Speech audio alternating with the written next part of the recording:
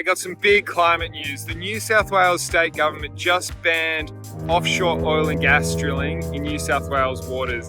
And this is the direct result of pressure applied by community independents at both the state and federal level. Let me unpack it for you. Remember PEP 11, that crazy project to drill for oil and gas offshore between Manly and Newcastle? Well, that's what this is all about. Both major parties at a state and federal level have been letting this project progress for years. And it wasn't until community groups like Save Our Coast and the Surfrider Foundation started raising awareness of this issue that the major parties started to think about whether it was actually a good idea.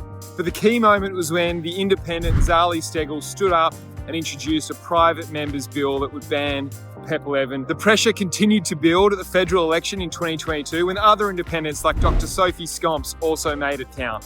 That gets us to the New South Wales state election where, again, community independents said, that's not good enough, we're going to do everything we can to try and cancel this project. We had Jackie Scrooby, the independent candidate for the seat of Pittwater, proposing a bill that would make it much harder for PEP 11 to proceed by banning oil and gas exploration in New South Wales waters, but then also stopping any onshore infrastructure supporting drilling in Commonwealth waters.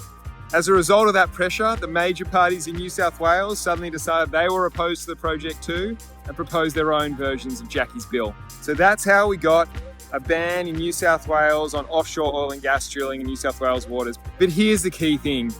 PEP 11 is actually in Commonwealth waters, not New South Wales waters. So while stopping onshore infrastructure may make it really hard for the project to proceed and banning oil and gas drilling in New South Wales waters is a really great thing, if we really want to see PEP 11 off, we need to maintain the pressure.